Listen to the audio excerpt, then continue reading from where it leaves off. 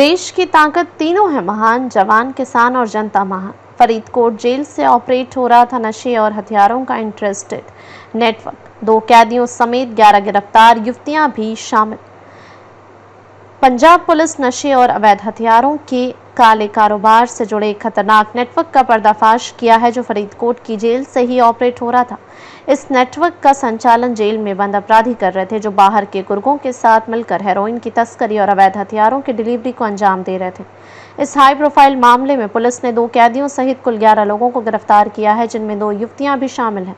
Fortuner से गिरफ्तारी के बाद खुला रैकेट का राज। 25 अप्रैल को खन्ना के हेडों चौकी के पास एक संदिग्ध फॉर्च्यूनर गाड़ी को रोका गया, जिसमें 4 युवक जगप्रीत सिंह उर्फ जग्गा, गुरुसेवक सिंह, जगरूप सिंह और जज सिंह सवार थे।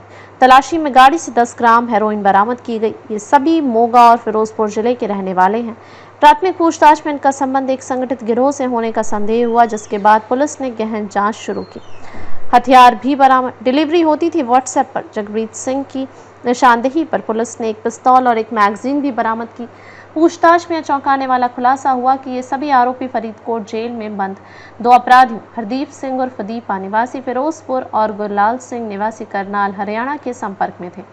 गिरोह के सदस्य व्हाट्सएप कॉल और चैट के जरिए आपसी संपर्क में रहते थे और अवैध हथियारों की डिलीवरी को इसी माध्यम से तय करते थे।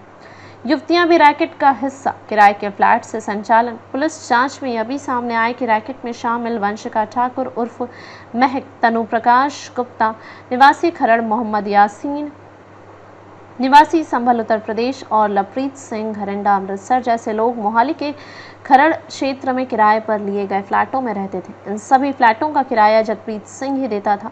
इन युवतियों की भूमिका न केवल संदेश वाहक की थी, बल्कि कई बार ड्रग्स की डिलीवरी और पेमेंट की व्यवस्था भी यही करती थी।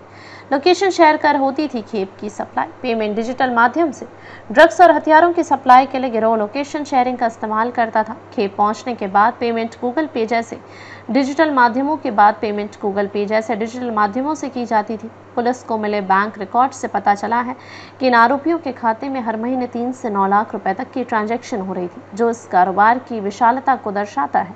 पुलिस के लिए बड़ी सफलता। नेटवर्क का विस्तार अन्य राज्यों तक। पुलिस अधिकारियों के अनुसार यह रैकेट केवल पंजाब तक सीमित नहीं था, बल्कि इसके तार हरियाणा और उत्तर प्रदेश तक फैले हुए थे। इस इंटरस्टेट नेटवर्क के जरिए न केवल हेरोइन जैसे नशे की तस्करी होती थी, बल्कि अवैध हथियारों की बिक्री भी सुनियोजित तरीके से की जाती थी।